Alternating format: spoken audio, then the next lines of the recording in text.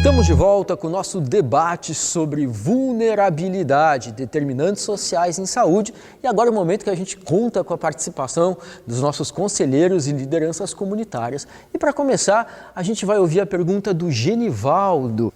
Eu sou Genivaldo, lá de Taquarana, Alagoas. Sou professor da rede municipal e conselheiro da educação. Eu gostaria de perguntar como intensificar as ações preventivas na minha comunidade perante as ações não governamentais em prol dos jovens e adolescentes identificados como grupo de vulneráveis ao uso de drogas. Primeiro, acho que a gente pode identificar o que existe no território de ações não governamentais. Num território de ações não governamentais existem igrejas, existem terreiros de umbanda e candomblé, dependendo do contexto do país, existem campos de futebol, existem pequenas organizações, existem associações de moradores.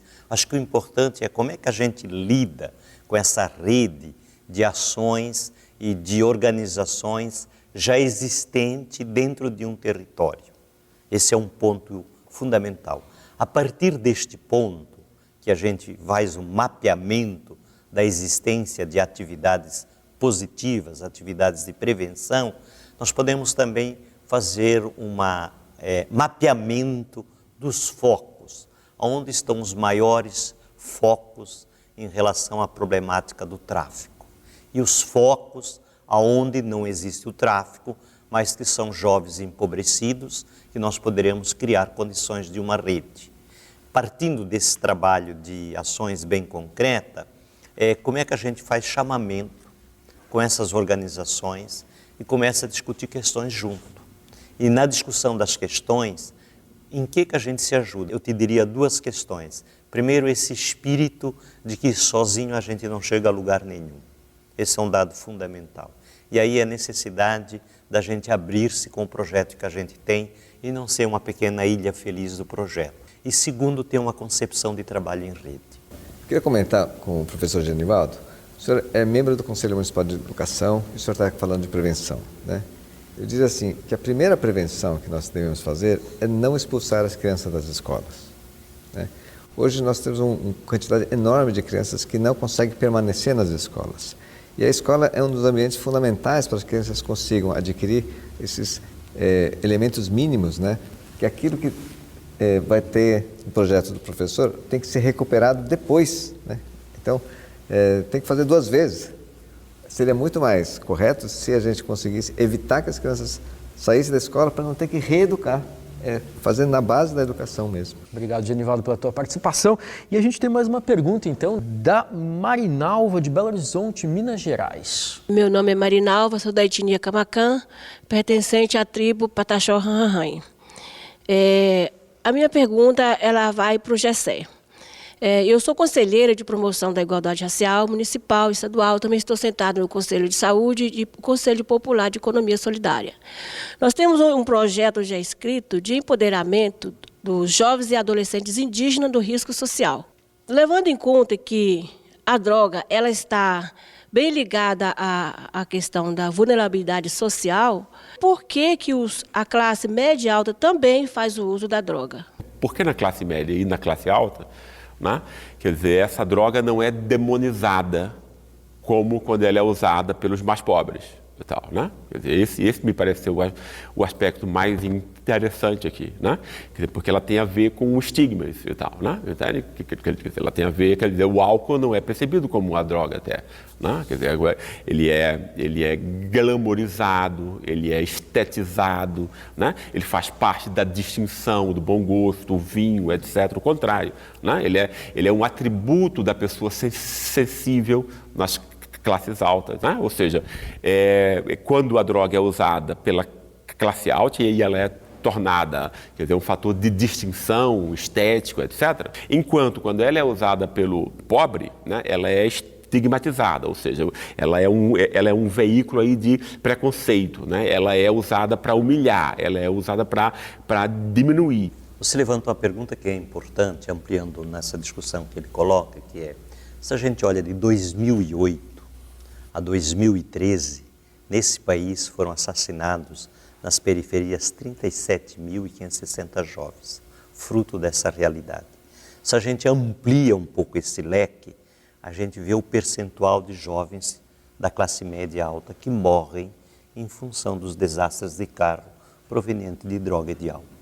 Então, quando tu levanta, para mim, talvez o grande desafio nosso no país, como é que a gente faz essas duas pontas se encontrarem? A ponta da periferia e a ponta da juventude. Porque quando a gente faz essas duas pontas se encontrarem, a gente começa a ver saída. Eu vejo muito isso no projeto que a gente está fazendo com a PUC de Curitiba, que é trazer a juventude de classe média alta para trabalhar dentro da periferia, uma semana, com projetos sociais. Isso muda a cabeça do jovem. Aí o jovem começa a entender quem é o jovem da periferia. E o jovem da periferia começa a entender que o jovem branco do asfalto não é um puro consumidor só de cocaína. Acho que tu levanta uma questão nessa discussão que é instigante para mim. Eu acho que a gente tem que chegar lá um dia com muito maior perspectiva de entrosamento desses dois lados nesse país. Porque para mim, o muro que a gente vai ter que destruir é esse o muro. Para fazer esse tipo de encontro. Porque depois lá na frente, esses jovens vão estar juntos. É isso aí. Marinalva, satisfeita? Sim, o que ele conseguiu contemplar com a fala dele. Só queria agradecer. Muito obrigado pela tua participação. Obrigada. Agora a gente vai ouvir o depoimento de uma liderança do Movimento Nacional de População de Rua, que acho que tem muito a ver com tudo isso que a gente está discutindo. Vamos dar uma olhadinha? A rua é uma prisão sem grade. Você acha que tem liberdade, mas você é um excluído. As pessoas fazem a volta para passar por você, nem olham para o lado. Rua é privação dos teus direitos, rua é privação de viver. Quando a gente vai para a rua é porque não tem mais saída, não tem mais opção. Vir com o familiar desfeito, perder emprego, perder a dignidade, perder o rumo da sua vida, deixar ela escapar entre os dedos que nem areia. Não existe epidemia de crack, existe epidemia de alcoolismo, porque a porta de qualquer uso de qualquer substância química é o alcoolismo, porque tem um livre acesso, porque é mais fácil de comprar, porque qualquer esquina tu encontra. O alcoolismo vem de uma necessidade de preencher alguma coisa, muitas vezes o vazio que você está sentindo, ou o frio, ou até mesmo a fome. É muito mais fácil hoje, na realidade, você arrumar um litro de cachaça do que um prato de comida.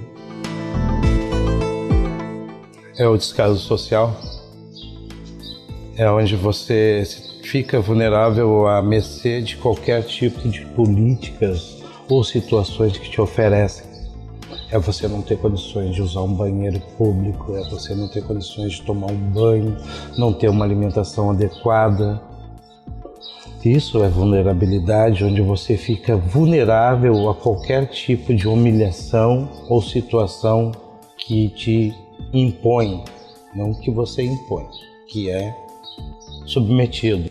Porque morador de rua ele é invisível perante a sociedade, ele não tem visibilidade. Ele já é um sujeito que ele já está numa linha muito abaixo da vulnerabilidade. O cidadão que mora na rua ser visto só se ele estiver fazendo alguma coisa que chame a atenção. Porque senão é a mesma coisa que um saco de lixo na rua, cara. Você desvia para não tropeçar.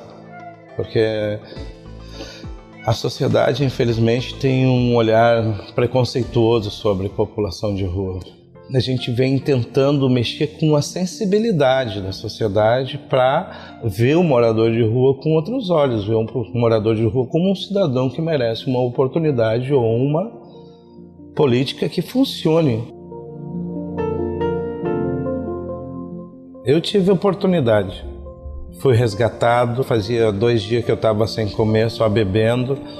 Chegou uma pessoa e me convidou para participar de um almoço que é servido todos os domingos na igreja da Catedral, no salão da Catedral, pela uma ONG que vai lá e um padre que fazia uma sopa Depois começaram com mais pessoas e começaram a fazer almoço para distribuir para a população de rua. Aí ela me convidou para ir, eu fui, almocei. Depois do almoço ela perguntou se eu queria participar de uma reunião só com população de rua, se eu queria denunciar alguma coisa, se eu queria me expressar com algum assunto dentro dessa reunião que beneficiasse meus outros companheiros que estavam lá na rua. Eu fui bêbado. No terceiro domingo ela me convidou, na quinta eu fui. Fui sóbrio. A gente tinha que fazer alguma coisa para mudar esse quadro que estava no nosso município, para constituir um movimento e fazer os decretos funcionar nos seus estados e nos seus municípios. É isso aí. Padre Wilson, uma das instituições que o senhor coordena tem um papel importante, né, na volta por cima de pessoas aí como o Daniel, que a gente acabou de ver no vídeo, né? Não desistir da pessoa e construir junto com ela um projeto é uma questão fundamental aí, na articulação de tudo isso que a gente está vendo? A questão fundamental é a gente não abrir mão do ser humano, independente de condição, de carência, de onde ele se encontra, porque no fundo é essa força que te mobiliza e que é a força que nos mobiliza como liderança, como presença na vida dessa sociedade, parte, eu acho, das nossas entranhas, de que o outro é parte de mim. Se o outro é parte de mim e o outro é meu espelho, eu não posso deixar parte de mim passar fome, sem direito, jogada por aí afora. E para mim isso é romper com o processo da invisibilidade ou não naturalizar de que a questão de um ser humano destituído de direito passa como uma cultura normal. Acho que é a não naturalização. Se a gente é capaz de romper com essa não naturalização, e aí eu acho que a esperança tem duas profundas irmãs, a indignação e a capacidade da justiça. E o Altímio, né? O Altímio, que é de Jaru, em Rondônia, tem uma pergunta. Bom, o meu papel, né, eu faço parte do Conselho Municipal de Saúde daquele município. Trabalho no hospital municipal na função de enfermeiro. E ouvimos aqui termos com relação a questões de ações e desenvolvimento preventivas. A minha pergunta, Jairo, é com relação a qual seria a melhor forma da equipe de saúde receber e amparar essas pessoas, esses indivíduos que fazem uso de drogas, né, que chega lá no hospital, e considerando também se essas pessoas são moradores, pessoas de rua. E o que eu diria é o seguinte, primeira coisa seria a gente tirar todos esses rótulos. Né? Quando você recebe isso, na verdade, assim, quando a gente está na área médica, na área de saúde, né, na frente de um paciente, a gente tem que tirar todos os rótulos. Né? Ele não é um morador de rua, ele não é um usuário de droga, ele é uma pessoa. Né? E é essa pessoa que a gente tem que entender e conhecer, saber mais possível sobre as condições que ela chegou até nós. Né? E a partir daí é que a gente vai poder pensar o que é melhor junto com ela, né? Para a gente resolver ou melhorar os problemas.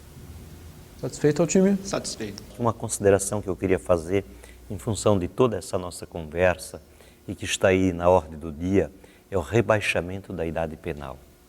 Rebaixar a idade penal de 18 para 16 é jogar nas mãos do mundo do crime, nas cadeias, um percentual altíssimo da juventude. Eu acho que o nosso discurso que estamos fazendo aqui hoje exatamente como é que a gente cria políticas públicas para essa faixa etária, que é uma faixa transitória que passa rapidíssimo.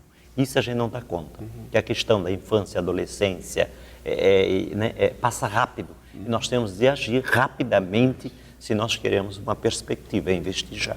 Isso aí. Bom, chegamos ao final desse segundo bloco e a gente volta daqui a pouco, né, mostrando uma ação de promoção social da CUFA, Central Única das Favelas, lá do Rio de Janeiro, né, já em clima de Olimpíadas no Rio de Janeiro em 2016. A gente já volta.